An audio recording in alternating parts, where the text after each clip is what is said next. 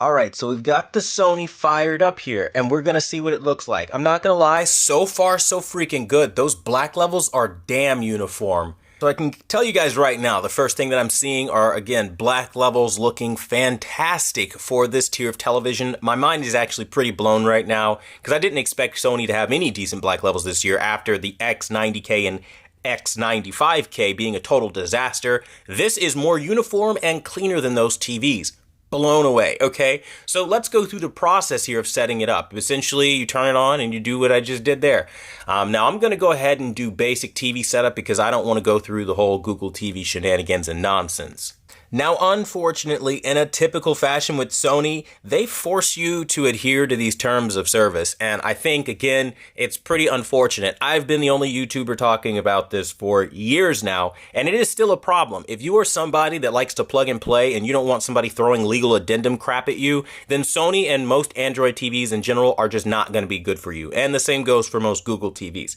Now, the Bravia menu thing will start up. Okay. Got my alignment all off here. Just go ahead and try to line that up a little better for you guys. And again, it's really uniform. Now, it's not OLED black or anything, but it looks really uniform for what it is, for sure. Which it really, honestly, shocks the hell out of me, okay? So after all that, they hit you with a Bravia policy, and then you have to go through the prompts. So we're going to scroll all the way down to the bottom, and we scroll down to the bottom, and we see we can actually just proceed. See, this is how it should be with the Google stuff, but unfortunately it's not. So we're just going to proceed.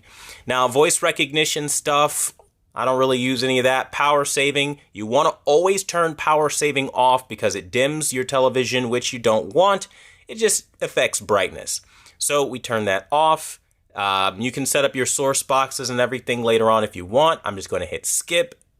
And then it's going to ask you to connect devices. I'm just going to connect later.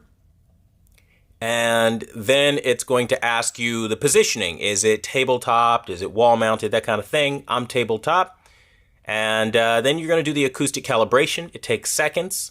We just allow the microphone to record, unfortunately. And here we go. And just like that, it's done. So now we start. I thought I was done. I think I already did that. I confused myself there. Okay, next step. Now it's done. Okay, and it's going to ask you about Apple AirPlay and HomeKit. I don't use Apple products, so this is a skip for me. And that's pretty much it. From that point forward, it takes you to the end and it says done.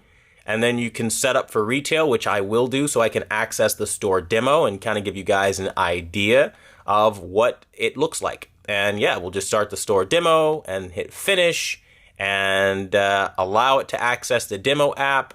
Demo is on, so it says, and then I'm just going to hit done. Okay, initial impression time. The first thing I notice as I look at it, colors are really vibrant, surprisingly. So the Triluminous Pro on this particular TV looks really good. Luminosity is actually pretty decent as well, particularly highlight placement, where they're intelligently placing highlights. That might even show up on camera, believe it or not. It actually looks really good.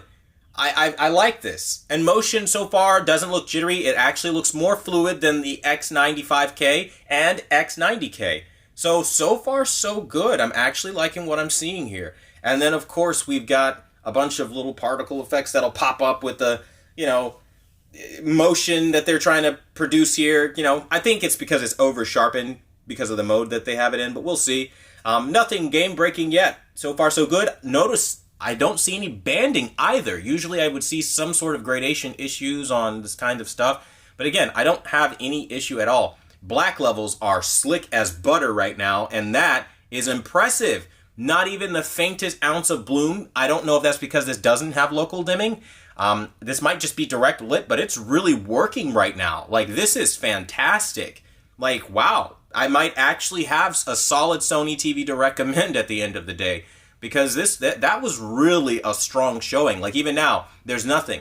You can tell if you really strain your eyes and you're like purposely just being a pixel peeper that, yeah, the corners are where the LEDs technically are, because it's the brighter part of the what's supposed to be black screen. And again, it's not going to get 100% OLED black, but for an initial shot at just doing what it can, this was damn impressive. Like, I'm not going to lie. Now, I think my ISO might be a little high here, so I'll lower it down for you guys so you can maybe not have so much clipping happening here. It's always hard for me to gauge, you know, how it's actually going to look on your end, but I'm telling you right now, this is a pretty stunning showing.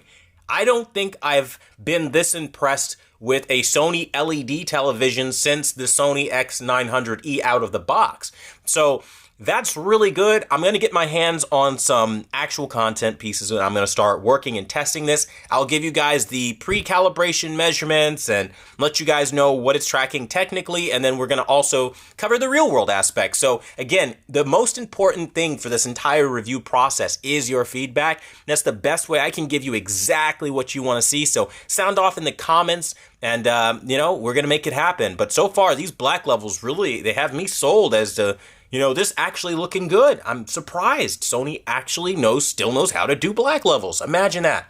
I mean, what is it though? Like, I'm so taken back by this, guys. You have to understand, because this is performing better than the X95K. And so it has me to the point where I'm like, what is Sony's major malfunction with the higher end price points? Are they doing it on purpose because they don't like people who have higher price points? Or what is it? I don't know, but this is miraculous. What we're seeing here is surprising.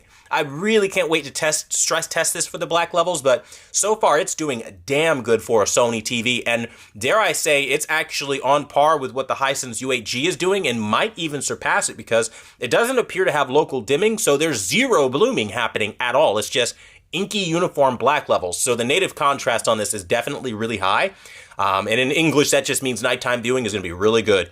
I can't wait to just completely tear this thing apart and see what it's got, but we'll let you guys know in upcoming videos, so keep it locked for that. Thank you guys so much for watching the #1 brand in honesty, and until the next video, I'll see you guys later.